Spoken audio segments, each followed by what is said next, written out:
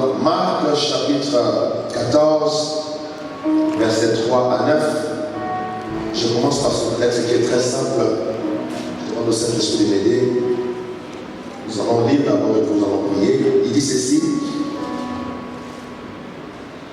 Comme Jésus était à Béthanie, dans la maison de Simon le lépreux, une femme entra.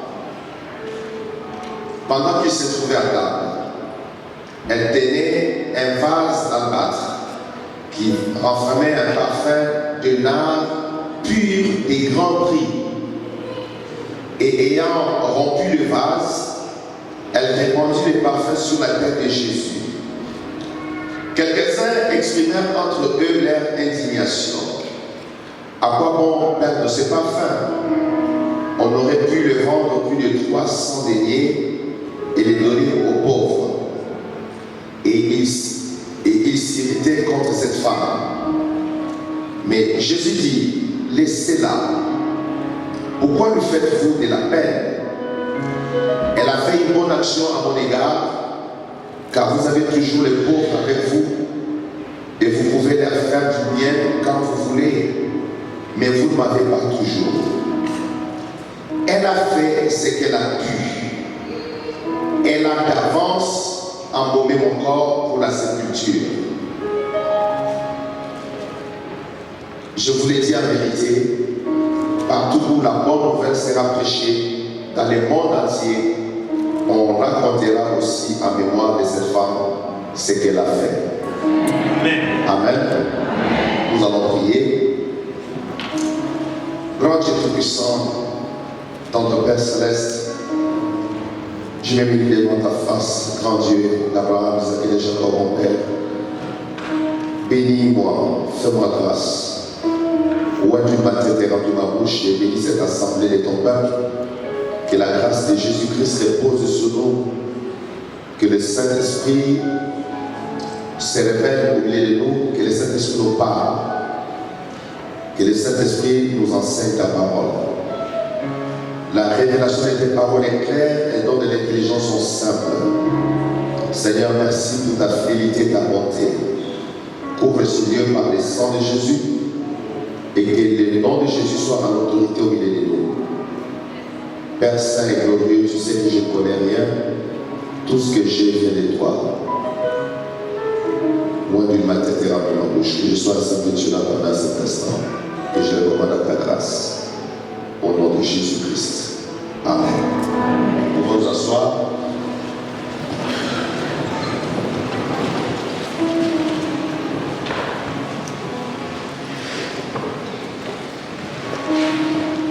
Je vais parler sur la souffrance, les souffrances du Christ. Comment il a souffert pour parvenir à la résurrection d'entre les morts. Et j'ai emprunté ce texte qui est très simple, qui vous est familier, mais qui est riche. Jésus est parti à Béthanie. Béthanie, c'est une ville qui est juste en face de Jérusalem, une petite ville qui est juste du côté du mont des Oliviers, pour ceux qui ont visité Israël déjà. C'est là qu'habitaient par exemple Lazare et ses sœurs Marthe et Marie. Mais cette fois-ci, Jésus est allé dans la maison de Simon le lépreux. Simon, il avait la lèpre. Malheureusement, à cause de sa maladie, on a maintenant commencé à l'appeler Simon le lépreux. Je ne sais pas si c'était pour le distinguer d'autres Simon. Mais en tout cas, Jésus est allé dans la maison de Simon le lépreux. Et pendant que Jésus était dans cette maison-là, la Bible dit qu'une femme entra. Et cette femme, elle est extraordinaire. Elle est une femme révélée. Une femme qui a la révélation des choses divines. Cette femme entra pendant qu'il se trouvait à table. C'est-à-dire qu'il était autour de la table en train de manger. Elle tenait un vase d'albâtre qui renfermait un parfum de nard pur de grand prix. Elle est rentrée avec un vase, avec un parfum de nard pur et de grand prix. On dit le prix est grand. Et elle est rentrée avec ce vase rempli de parfum. Et cette femme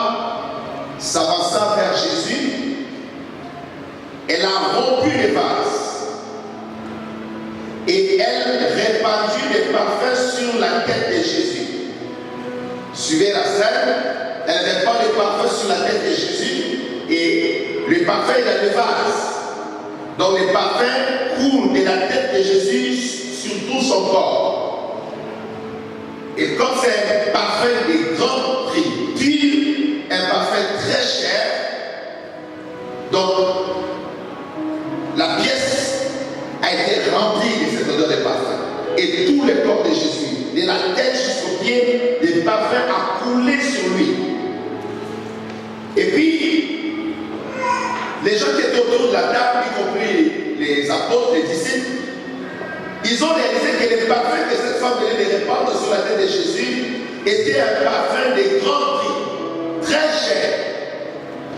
Et ils commençaient à s'indigner en disant, mais pourquoi cette perte, ce parfum tellement cher? Et puis ils disent, à quoi bon perdre ce parfum?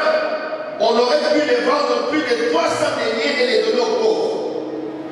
Et la Bible dit, et ils s'irritaient contre cette femme. Donc les gens commençaient à se fâcher contre la femme. Les gens étaient irrités contre la femme pour ce qu'elle venait de faire sur Jésus, d'avoir pris ce vase de parfum, des nards, des grands prix, d'avoir versé tous les parfums sur Jésus de la tête. De sorte que de la tête, ça coulait sur Jésus dans tout son corps. Et les gens s'indignaient et s'irritaient. Pour une fois, une bonne action qui est faite directement sur Jésus, et les disciples et les gens de la table irrités, mécontents. De ce qu'ils considéraient que c'était une perte de faire ça pour Jésus. Il y a beaucoup de gens qui considèrent que quand tu aides l'église, qui est le corps de Christ, tu perds ton argent. Tu perds la valeur des choses que tu donnes. Les gens n'ont pas l'essence du mystère du corps de Christ. Les gens n'ont pas l'essence quand quelqu'un fait une bonne action pour Jésus-Christ. Des fois, des gens qui s'indignent et disent, mais pourquoi vous faites ça? Pourquoi tu fais ça? Pourquoi tu as donné ça? Et ces gens ici, ils disent qu'on aurait pu vendre ce parfum à plus de 300 deniers. Plus de 300 deniers. Et quand tu étudies la Bible, tu vas réaliser qu'un denier, c'est le salaire d'une journée. Un denier. C'est le salaire d'une journée, un denier. Elle a donc donné pour une valeur de plus de 300 deniers. Non, elle a donné le salaire de toute une année. Tu parles à quelqu'un ici? C'est plus de 300 deniers.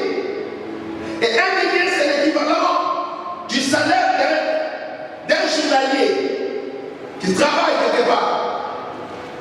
Si tu gagnes 3 000 euros, tu calcules. Pendant une année, combien cette femme a donné? Tu gagnes 2 000 euros, tu fais les calculs. Donc cette femme a donné la valeur d'un salaire annuel en offrant un sacrifice pour Jésus. Un parfum sur son corps. Peut-être entre 25 à 35 000, dépendamment des salaires de quelqu'un. Elle a donné à Jésus pour son corps, mais en parfum. Et la Bible dit ceci. Mais Jésus dit, verset 6, laissez-la. Pourquoi lui faites-vous de la peine? Donc les gens commençaient à donner de la peine à cette femme. Elle a fait une bonne action à mon égard. Ça c'est Jésus qui dit. Ce qu'elle a fait est une bonne action à mon égard. Car vous avez toujours les pauvres avec vous, mais vous pouvez leur faire du bien quand vous voulez, mais vous ne m'avez pas toujours. Elle a fait ce qu'elle a pu. Et Jésus va donner la révélation. Elle a d'avance abandonné mon corps pour la sépulture. Je vous l'ai dit en vérité, où la bonne nouvelle sera prêchée dans le monde entier, on racontera aussi en mémoire de cette femme ce qu'elle a fait. Suivez ici les amis. Jésus donne la révélation parce que les gens s'indignaient dans la salle. À cause de la perte qu'eux ils considéraient comme une perte. Par rapport à la valeur de ce parfum de nerfs pur, de grands prix. Jésus révèle que cette femme, elle est plus révélée que tous ceux qui sont ici. Elle a embaumé d'avance mon corps pour la sépulture. Suivez mes amis. Et Jésus dit à cause de cela, partout où la bonne nouvelle sera prêchée, on parlera aussi de cette femme. Partout où l'évangile sera prêché dans le monde entier, on parlera de cette femme parce qu'elle est la femme qui a accompli un acte prophétique. Elle a embaumé le corps de Jésus en avance. Je parle à quelqu'un. Elle a embaumé le corps. On embaume le corps pour empêcher la putréfaction, pour empêcher que le corps pourrisse, pour empêcher que les vers rentrent et détruisent le corps, mangent le corps. Cette femme qui est révélée dans l'Écriture, elle va venir vers Jésus prophétiquement, une femme révélée, elle va prendre ses parfums de grand prix, elle va verser ça dans la tête de Jésus, de sorte que ça coule sur son corps. Parce qu'il est écrit dans le psaume 116, dans le psaume 16, pardon, tu ne permettras pas que mon corps voie la corruption. C'était écrit au sujet de Jésus que tu ne permettras pas que mon corps voie la corruption. Et cette femme qui est révélée dans les Écritures va d'avance embaumer le corps de Jésus. Vous savez, mes amis, quand vous lisez l'Écriture, quand Jésus est mort, on l'a enseveli. Il y a des femmes qui sont venues tout le matin avec des aromates pour embaumer le corps. Mais c'était trop tard. Quand elles sont arrivées, Jésus était déjà ressuscité. Dites-moi la vérité. Il y a des femmes qui avaient des aromates, qui sont venues tout le matin avec des aromates dans l'espoir d'embaumer le corps de Jésus-Christ. Mais il y avait une femme révélée à l'avance. Je ne sais pas qui j'annonce ces choses.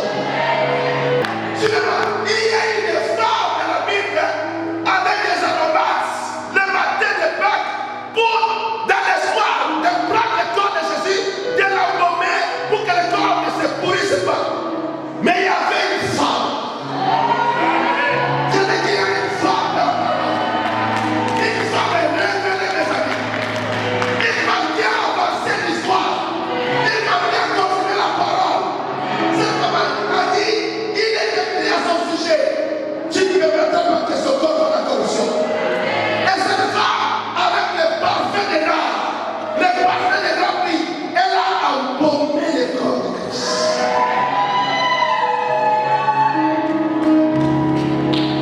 Elle a commencé à embaumer ce corps. L'acte que cette femme a accompli, les autres ne comprenaient pas. Elle a confirmé à Jésus, tu vas mourir, mais tu ne vas pas mourir. Quelqu'un dit Alléluia. Quelqu'un dit gloire à Jésus. Quelqu'un dit gloire à Jésus. Oui, tu vas mourir, mais ton corps ne sera pas dans la corruption. Ton corps sera préservé. Ton corps sera protégé. Oui, tu passeras dans les stations de mort. Mais ton corps, je l'ai loin de ce parfum pour que ce soit vu devant Dieu.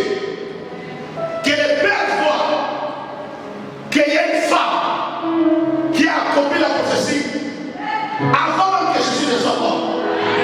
Quelqu'un dit gloire à Jésus. Quelqu'un dit gloire à Jésus. J'ai prié des femmes révélées à parole de grâce. J'ai prié des femmes révélées dans cette église qui vont passer des actes de foi, qui vont accomplir la petite, qui vont faire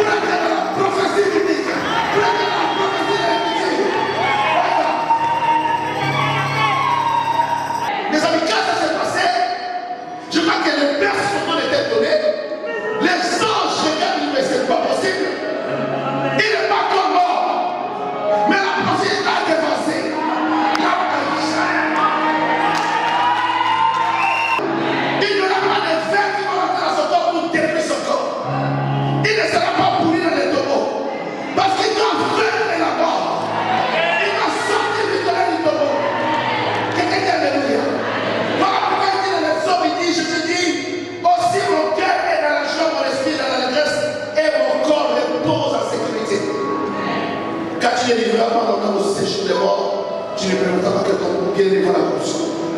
Tu me feras connaître les sentiers de la vie. Il y a d'abondance de joie devant ta face, des délices éternelles à ta droite. Quelqu'un dit un bon amen. Quelqu'un dit un bon amen. La Bible dit, c'est en vertu de cette volonté que nous sommes sanctifiés par l'offrande du corps de Jésus-Christ, une fois pour toutes. Tu n'as voulu des sacrifices ni holocauste, mais tu m'as formé un corps. Dieu lui a donné un corps. Dieu a donné un corps à Jésus. Dieu lui a donné un corps. Existant en forme de Dieu. Il n'a pas regardé son égalité avec Dieu comme il peut arracher. Mais il s'est abaissé lui-même. Apprenant la forme d'un serviteur. Il est devenu homme, un simple homme. Il est devenu homme parmi les hommes. Un homme au milieu des humains. Mais il était fils de Dieu. Il était souverain sacrificateur. Il était le roi du matin. Il était la base de Salomon. Le digne de l'année. Le roi des rois. Le seigneur des seigneurs. Le chemin.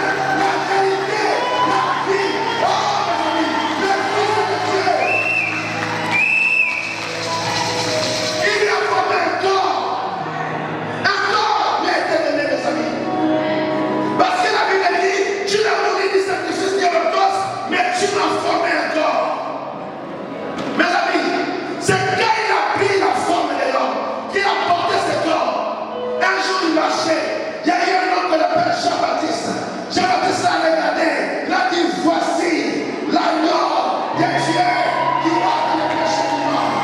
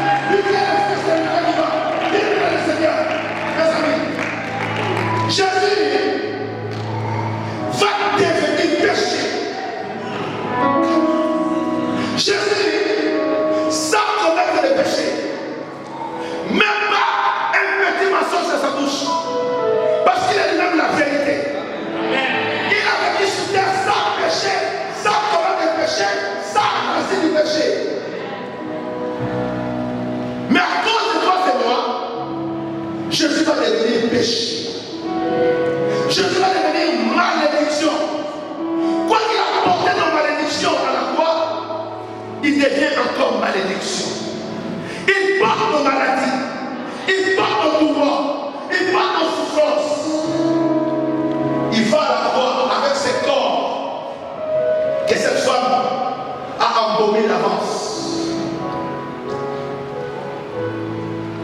Tu n'as voulu un sacrifice de l'holocauste, mais tu vas former un corps.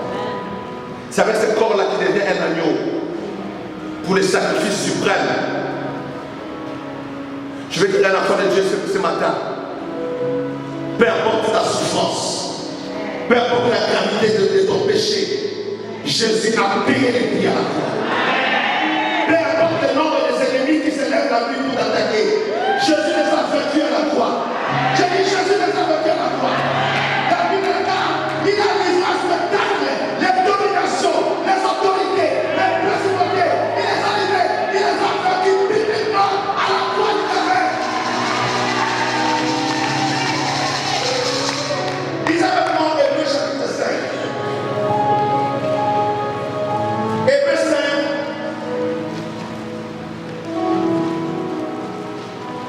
Hébreux chapitre 5. Dans les jours de sa chair, quelque chose se passe. Dans les jours de sa chair, la Bible dit, il a présenté avec des grands cris et avec l'âme des prières. Les gens ne réalisent pas. Quand le moment est arrivé, pour que le Fils de Dieu, dans son corps et dans sa chair, accepte là de passer au sacrifice suprême de son existence pour le rachat des hommes. À ce moment-là, l'angoisse de la mort l'a saisi. Et la Bible révèle qu'il a présenté avec des grands cris.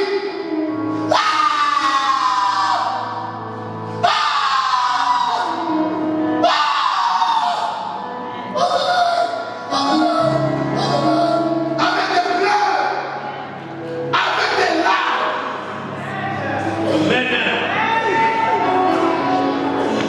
Des grands cris, des pleurs et des larmes. La Bible dit à celui qui pouvait les sauver de la mort. Et des larmes, des grands cris, des pleurs et des larmes. Pourquoi? Sachez qu'il va passer par le tunnel de la mort, qui va descendre dans les entrailles de l'abîme. Il va descendre dans les entrailles des séjours de mort. Il va confronter les démons, les diables, le combat, pas en tant que Dieu, mais en tant que mort, dans le corps de sa chair. Mes amis, Jésus n'a pas combattu les diables en tant que Dieu. Il s'est débrouillé. Il s'est débrouillé. Il s'est débrouillé.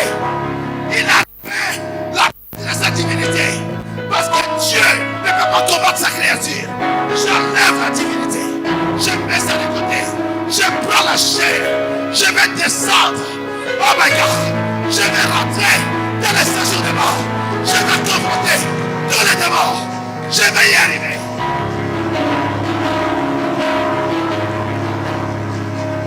Dans sa chair. Dans les jours de sa chair.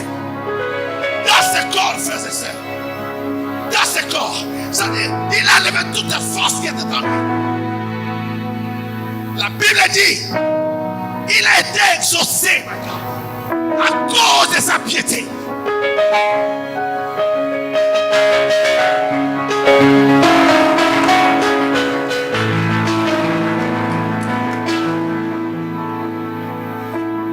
Je ne sais pas si je vais arriver à prêcher. Je ne sais pas si je vais arriver à prêcher. Je ne sais pas si je vais arriver à prêcher. Je vous dis la vérité, je ne sais pas si je vais arriver. Je ne sais pas, mes amis. Pas en tant que Dieu, dans les jours de sa chair, dans la peau, sa force, des prières, abandonnées à la croix, mes amis, clouées au bois.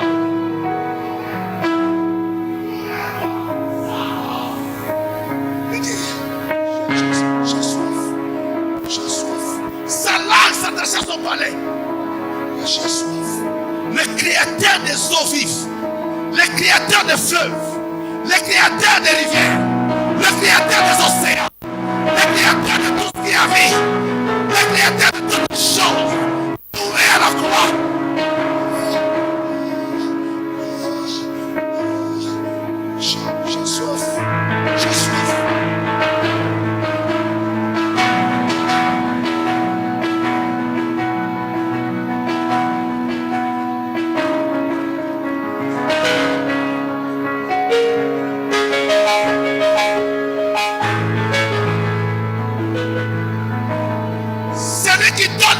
frères.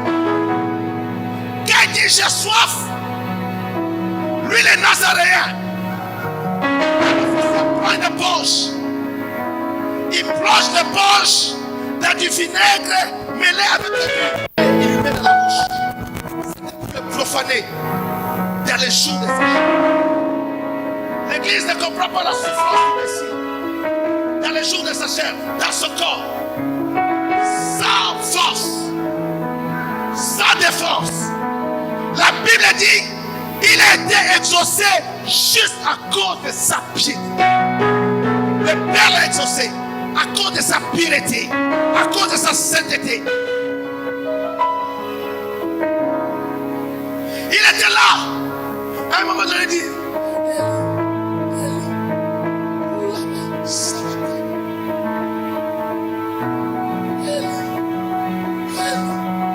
il n'avait plus de voix.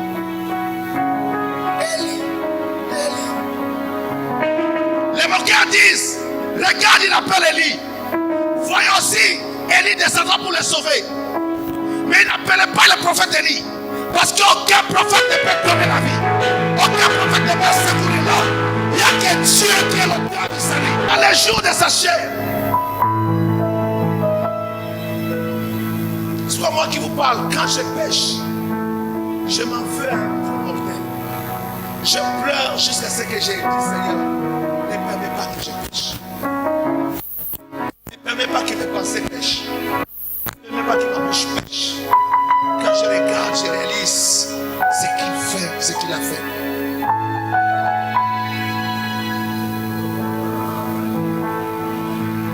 Il a combattu les démons, les maux de l'enfer, sans force.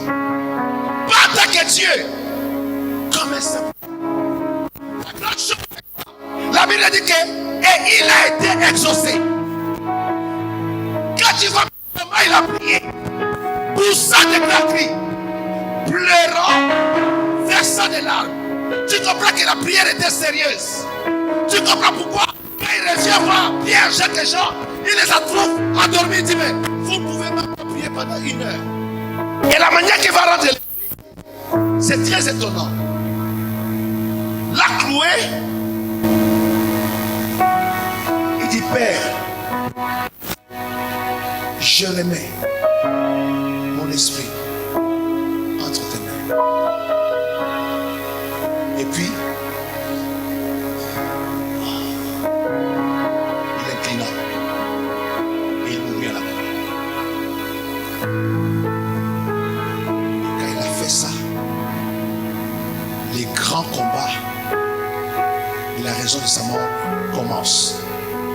Là où Dieu devait me tuer moi, là où Dieu devait m'anéantir par sa colère, là où Dieu devait me détruire par sa fureur, par sa colère, là où la fureur, la colère, le courroux de Dieu devait m'anéantir, toute cette me mettre en miettes, en défaillance totale, cette grande colère de Dieu contre les pécheurs est tombée sur Jésus. Suivez maintenant ce que Jésus dit ici. Regarde ce qu'il dit. Il dit ceci. Car mon âme est rassasiée de maux. Le mal a rassasié son âme. Soulignez ces choses dans vos Bibles pour que vous n'oubliez pas ces choses. Il dit car mon âme est rassasiée de maux et ma vie s'approche du séjour des morts. Et il dit, le Messie dit ici, je suis mis au rang de ceux qui descendent à la fosse. Je suis comme un homme qui n'a plus de force. Je suis étendu parmi les morts, semblables à ceux qui sont tués, couchés dans les sépulcres. À ceux dont tu n'as plus les souvenirs et qui sont séparés de ta main.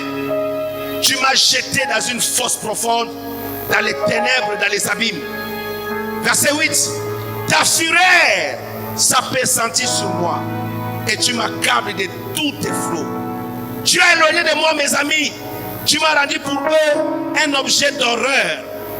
Je suis enfermé et je ne puis sortir. Mes yeux se consument dans la souffrance. Je t'invoque tous les jours, ô Éternel. J'étends vers toi les mains. Suivez-moi mes amis. Cette prière que Jésus fait ici au travers de cette psaume, c'est pour exprimer les degrés de souffrance au travers desquels il passe. La fureur de Dieu, le flot de jugement de Dieu, la colère de Dieu passe sur lui. Lui, le prince de la vie, il dit: tu me comptes parmi les morts. Je suis étendu dans le sépulcre parmi les morts, comme ceux dont tu n'as plus les souvenirs, dont tu as retiré ta main. La bonne nouvelle, c'est que nous avons lu dans Hébreux 5. Il criait à Dieu pour le délivrer de cette mort. Et Dieu l'a exaucé. Il a souffert le Christ. Il est allé dans les profondeurs des abîmes, comme nous venons de lire, dans les sépulcres, dans les séjours des morts, dans l'abîme, là où il y a tous les démons, là où le diable règne, là où le diable avait la clé de la mort et des séjours des morts. Il est entré là-bas, pas en tant que Dieu, mais dans la divinité de son corps, dans la piété de son corps. Il est rentré pour combattre là-bas. Mes amis, allez avec moi dans le psaume 22. Juste à côté. Psaume 22, verset 13 à 22. Psaume 22, juste à côté. C'est toujours le Messie qui parle. Psaume 22, il dit, verset 13: de nombreux taureaux sont autour de moi. Des taureaux de bassin m'environnent. Ils ouvrent contre moi leur gueule semblable à un lion qui déchire et qui rugit. Je suis comme de l'eau qui s'écoule et tous mes os se séparent. Mon cœur est comme de la cire, il se fond dans mes entrailles. Ma force se dessèche comme l'argile et ma langue s'attache à mon palais. Tu me réduis à la poussière de la mort, car des chiens m'environnent. Une bande de céréales rôde autour de moi. Ils ont percé mes mains et mes pieds. Je pourrais compter tous mes os. Et ils observent, ils me regardent. Ils se partagent mes vêtements. Ils tirent au sort ma tunique. Et toi, Éternel, ne t'éloigne pas, toi qui es ma force. Viens à mon secours. Protège mon âme contre les glaives, ma vie contre les pouvoirs des chiens. Sauve-moi de la gueule des lions. Délivre-moi des corps. Mes amis, quand il a prié avec des grands cris, avec des larmes, avec des pleurs, c'était, il demandait la délivrance de ces choses. Regardez ici, mes amis. À part la fureur de Dieu qui est tombée sur lui jusqu'à rentrer dans les abîmes, Jésus décrit ici lui-même, le Messie décrit, il dit: des taureaux, de nombreux taureaux sont autour de moi. Mes amis, regardez la force d'un taureau. Mais regardez maintenant des taureaux au pluriel. Je regarde beaucoup les combats des animaux dans la jungle. Une fois j'ai regardé une image, les taureaux ont pris en piège un lion. Les lions étaient vulnérables. Ils prenaient les lions, ils les projetaient en haut. Quand les lions descendaient, ils couraient les donnaient un coup de tête. Les lions étaient sans force devant les taureaux. Les lions ne pouvaient pas résister devant les taureaux. Maintenant le Messie, il explique à l'église, il nous explique à nous ses enfants. Regardez le combat par lequel je suis passé. Au milieu des taureaux, avec la force des taureaux, ce sont des esprits démoniaques. Quand tu descends dans les enfers, tu vas rencontrer toutes sortes de démons, avec toutes sortes de violences, toutes sortes de forces. Jésus est descendu là-bas, mes amis. Il a combattu contre ces êtres qu'on appelle ici les taureaux. Il dit: les taureaux des bassins m'environnent, ils ouvrent contre moi leur gueule semblable au lion qui déchire et qui rugit. Il dit: je suis comme de l'eau qui s'écoule et tous mes os se séparent. Donc Jésus, quand il était là, les os dans son corps, tellement on l'a frappé, tellement on l'a frappé, tellement on l'a humilié, tellement on l'a frappé, ses os à l'intérieur commençaient à se séparer. Son cœur est devenu comme de la cire. Son cœur commençait à fondre au-dedans de lui. Tu vois, quand tu mets la cire au feu ou bien au soleil, ça fond. Donc il sentait comment il mourait à l'intérieur, comment son cœur lâchait à l'intérieur de lui. Église, c'est vrai, nous célébrons la résurrection. N'oublions pas la souffrance au travers de laquelle il est passé. N'oublie pas ça. Quand tu sors de l'église, quand tu joues avec tes camarades, ne joue pas avec ça. Ne joue pas avec ça, s'il te plaît. Ici à Paris, les gens jouent avec la croix. Les gens jouent avec le salut. Parce que l'église n'est pas enseignée. L'église ne comprend pas les mystères des souffrances du Messie. J'essaie un peu. Là, je suis en train d'essayer. Je suis en train de demander au Saint-Esprit de m'aider, d'essayer d'ouvrir votre esprit à ces choses.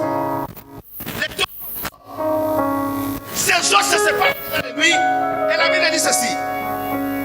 Verset 16. Ma force se dessèche comme l'argile et ma langue s'attache à mon palais. Quand tu vas en Israël, il fait tellement chaud, mes amis. C'est dans une région désertique. Et quand on suspend quelqu'un de midi à 15h, sans lui donner de l'eau depuis la veille, c'est une souffrance terrible. Le Messie est mort, vidé de toute sa force, vidé de toute sa puissance, dans la soif. Quand vous lisez à la croix qu'il a dit j'ai soif, c'était pas de la blague. Il était un homme fort. Il était un homme fort. Mon Jésus était un homme fort.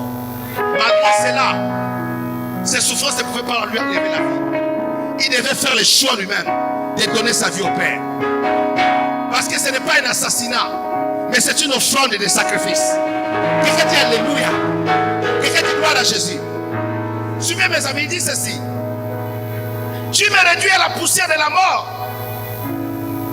Verset 17 dit, car des chiens m'environnent, une bande de céréales rôde autour de moi, ils ont percé mes mains et mes pieds. Les chiens dont il parle ici, la bande de céréales, c'est les soldats romains qui étaient tout autour de lui avec des épées, avec des lances. Il les appelle des chiens m'environnent. Une bande de céréales rôde autour de moi. Il rôde autour de la croix. Il passait à gauche, il passait à droite. Et il parle au Père, à qui il a adressé la prière avec des grands cris, afin de lui délivrer de la mort. Quand tu viens à l'église et que tu ne changes pas, que la croix de Jésus ne change pas ton cœur, je ne sais pas comment je vais t'appeler, mais je continuerai à prier jusqu'à ce que Dieu te sauve. Si la croix de Jésus, cette croix ici, ne sauve pas ton âme, laisse-moi te dire, il n'y aura pas une deuxième croix pour toi. Jésus ne retournera plus à la croix une deuxième fois pour toi. Tu dois accepter que la première croix de Golgotha puisse sauver ton âme, comme c'est en train de sauver les âmes de millions de gens sur la face de la terre.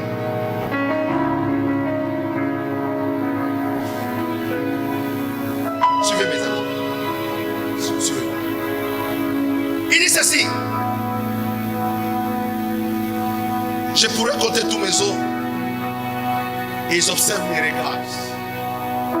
Vous savez, ils ont mis des clous là et là, juste des clous, pas de fils pour soutenir. Donc ils devaient faire un effort humain que les clous là ne déchirent pas comme ça là. Ils devaient tout faire.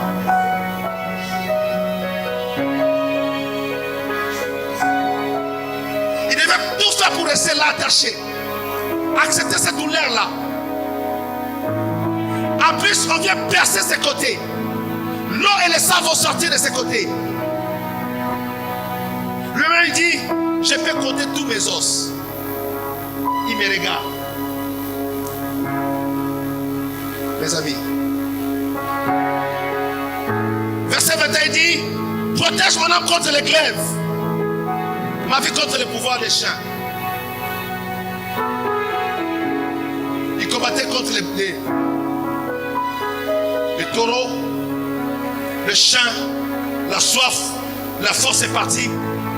Maintenant le glaive, il y avait l'épée tout autour, il y avait les lances des soldats romains. Tout cela, les diables étaient derrière. Les diables pensaient que c'est fini. Les diables pensaient qu'on l'a eu. Finalement, les faiseurs des miracles, c'est lui qui ressuscite les morts.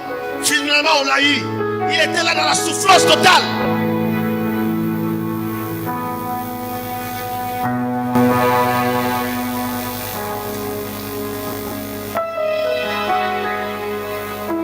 Verset 22 dit, sauve-moi de la guerre des lions. Délivre-moi des cornes du buffle. Regarde les images, les taureaux, les chiens, les buffles. Il a tout mis de paquets pour anéantir Jésus à la croix. Ésaïe 50, verset 4. Raka, raka. Ésaïe 50, verset 4.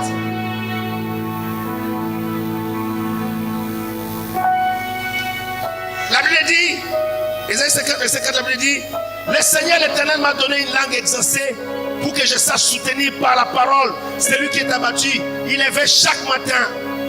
Il éveille mon oreille pour que j'écoute comme écoutent les disciples. Le Seigneur l'Éternel m'a ouvert l'oreille et je n'ai point résisté. Je ne me suis point retiré en arrière. J'ai livré mon dos à ceux qui me frappaient et mes joues à ceux qui m'arrachaient la barbe. Je n'ai pas dérobé mon visage aux ignominies et aux crachats. Mais le Seigneur l'Éternel m'a secouru.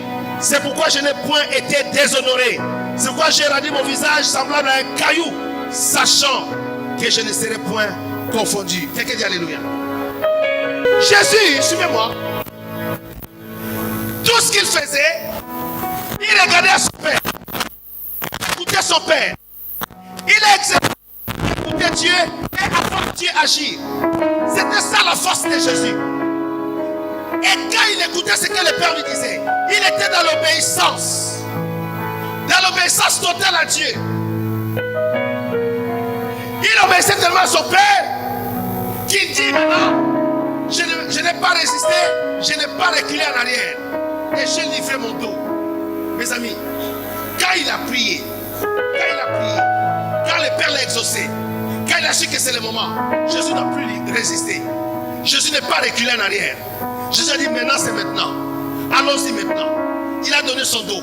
On a commencé à le frapper, à l'humilier, à le déchirer, à cracher sur son visage, à lui arracher la barbe, à mettre la couronne d'épines sur lui, à lever ses habits, à les flageller, à les juger, à les condamner, à faire toutes sortes de choses. Mais il dit, le Seigneur m'a secouru. C'est pourquoi je n'ai pas été déshonoré. C'est pourquoi j'ai rendu mon visage semblable à un caillou. Aïe! Mes amis, il a rendu son visage semblable à un caillou. Quand il frappait, il était comme un caillou. Il ne lâchait plus. Il dit, Dieu te pourra. Je ne peux plus reculer. J'ai déjà dit oui à papa. J'ai dit oui à mon père. Je ne recule pas pour que Monique soit sauvée, pour que Iguette soit sauvée, pour que Jacques soit sauvé, pour que Emeline soit sauvée. Je ne recule pas. Je ne recule pas pour que Victorie soit sauvée. Je n'abandonne pas. Il avançait. On le frappait. Il avançait. On l'insultait. Il avançait. On crachait sur lui. Il avançait. Mes amis, il a dit je ne recule pas. Il est allé. Il est allé. Il est rentré dans les séjours des morts. Il a confronté tous les démons. Il a confronté les diables.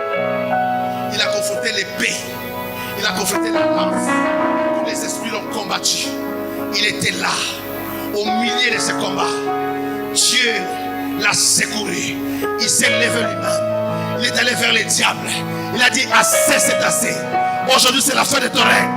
Il a dit à Satan, donne-moi les clés de la mort et de ce jour de mort. Les diables commencent à trembler. Parce que ce qui a détruit la puissance du diable, c'est que les diables ne savaient pas. Jésus est descendu là-bas avec son sang coulant sur lui. La puissance de ton sang parlait. La puissance de son sang agissait. La puissance de son sang opérait. Il a dit au diable, donne-moi les clés. Les diables tremblaient. Donne-moi les clés. Il est allé, mes amis. Il a pris la clé de la main du diable. Il a arraché la clé de la mort et de séjour de mort. Il regarde dans le séjour de mort. Il y avait Esaïe. Il dit Esaïe, sors de là. Abraham, sors de là. David, sors de là. Salomon, sors de là. Ézéchiel, sors de là. Sarah, sors de là. Jean, sors de là. Sors de là. Sors de là. Sors de là. Sors.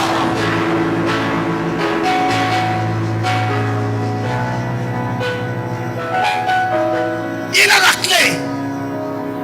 Il a la clé de la mort. Il a la clé de séjour de mort. Il a la clé, mes amis. Les Daniel était confiné dedans. Il dit, Daniel, qu'est-ce que tu fais ici? J'ai payé le prix pour toi. Sors! Il regarde maman Sarah couché là-bas dans un cachot de séjournement. Il dit Sarah, sors de là. Anna, sort de là. Marguerite, sort. Mes amis, c'est quoi la Bible dit que le jour où il a rendu l'âme, le voile a été déchiré d'en haut jusqu'en bas. La porte du lieu-tresse a été ouverte. La Bible dit que ce jour-là, mes amis, les morts, les saints sont ressuscités. Ils sont apparus dans Jérusalem. Pourquoi ils sont ressuscités, mes amis? Jésus a réalisé les transferts des séjours des morts vers le paradis. Alléluia. Alléluia. Depuis ce jour-là, le diable ne peut plus te mentir sur les péchés. Quels que soient les péchés que tu as commis, quel est le dit, tu dis le sang a été versé. Le sang a été versé. Le sang a été versé. Le sang a été versé. Le prix de mon péché a été payé. Jésus a payé. Jésus a payé le prix de mon péché. C'était vendredi vers 15h. Joseph d'Arimathée est allé vers Pilate et dit donne-moi son corps. Parce que le Shabbat arrive. À 17h c'est le Shabbat. On ne peut plus rien faire. Entre 15h et 17h, Joseph d'Arimathée a pris le corps. Joseph d'Arimathée avait un sépulcre qu'il avait préparé pour le jour de sa sépulture. Il dit non, je vais donner ça au corps de Jésus. Une femme a abandonné d'avance ce corps-là. Mais il y a eu un homme qui a préparé d'avance les sépulcres.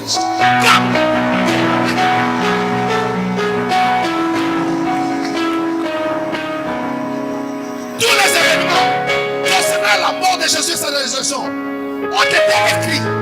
Ça a été écrit en avance. Il aura son sépulcre parmi les riches. Joseph d'Arimathée était un homme riche. On prend le corps avant que le chant commence.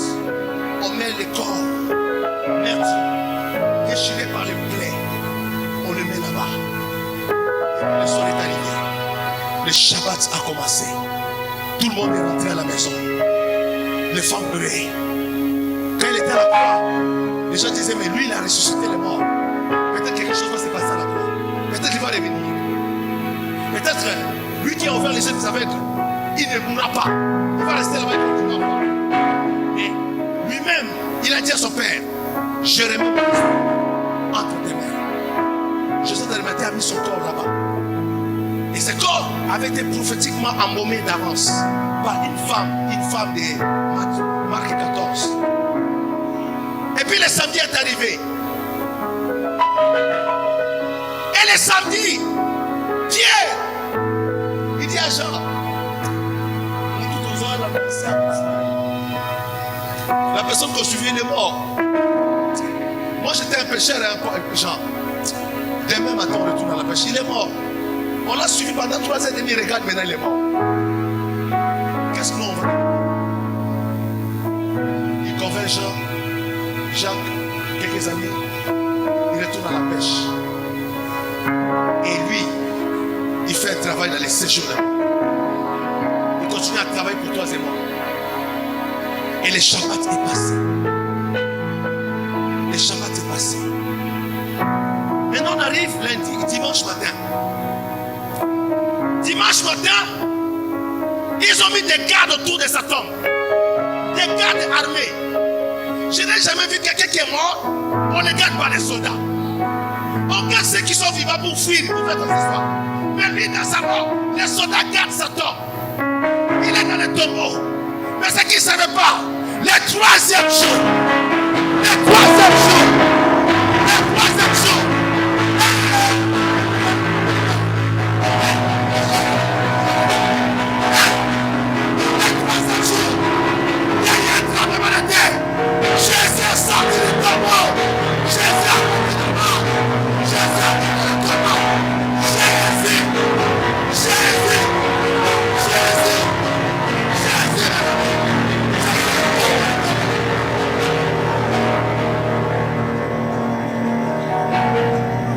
sorti du tombeau.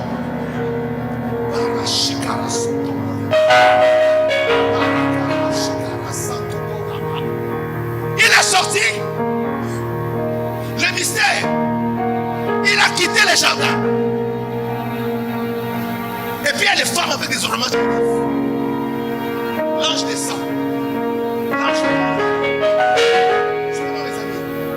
L'ange n'a pas roulé la pierre à cause de Jésus.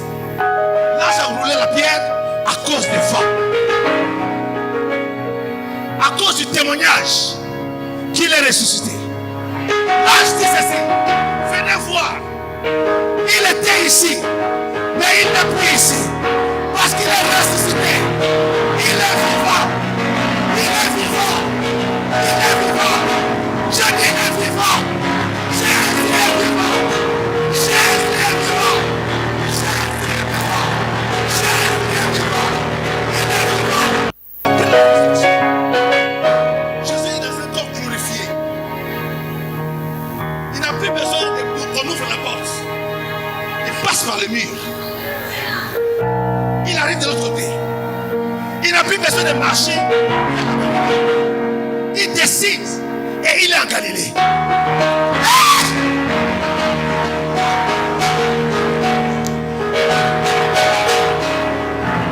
S'il décide, je vais être à Paris, à la seconde, il est à Paris. S'il décide, je vais être à New York, à la seconde, il est à New York. Mes amis, pourquoi il a fait cette démonstration? Pour dire à l'église, quand vous serez enlevés, quand vous allez obéir et être enlevés, vous allez porter le même corps de gloire. Vous n'aurez plus besoin des avions. Vous n'aurez plus besoin des voitures Audi, des voitures Mercedes. Si tu décides dans un corps glorifié d'être au Japon, à la seconde, tu es au Japon. Et quand il est ressuscité, je dois arrêter à cause du temps. Parce qu'on m'a dit à 30, on doit être dehors. Dans ces 15 minutes, on fait et les offrandes et la Sainte Seine.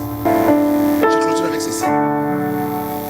Il est ressuscité pour te dire, pour me dire, tes péchés sont effacés.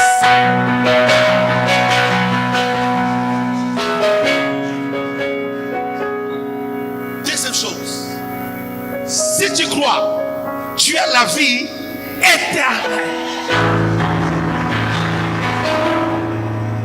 Troisièmement, je t'ai donné le pouvoir. Tu as le pouvoir de chasser les démons, de vaincre le diable, de chasser la maladie, de guérir la maladie, de parler à l'âme.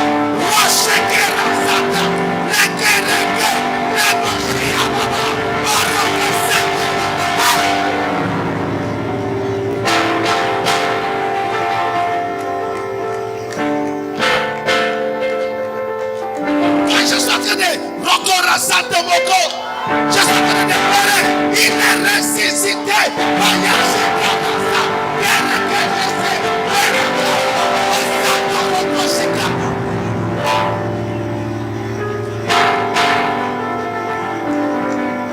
Les démons se demandent, qu'est-ce qui se passe à Paris? Il y a quelqu'un qui recourt aussi.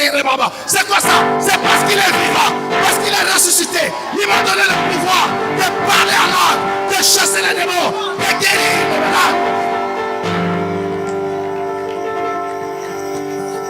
Quand tu deviens chrétien, les démons ne peuvent plus jouer. Les démons ne peuvent plus jouer sur toi. Ta maison devient un quartier général des anges. Le sang de Jésus te protège. La gloire de Dieu sur ta vie. Oh mes amis, à cause du temps. À cause du temps. À cause du temps. Mes amis, à cause du temps. Non, lèvons-nous. Si je continue, on va rester ici. Lèvons-nous, acclamer le nom de Jésus de Nazareth.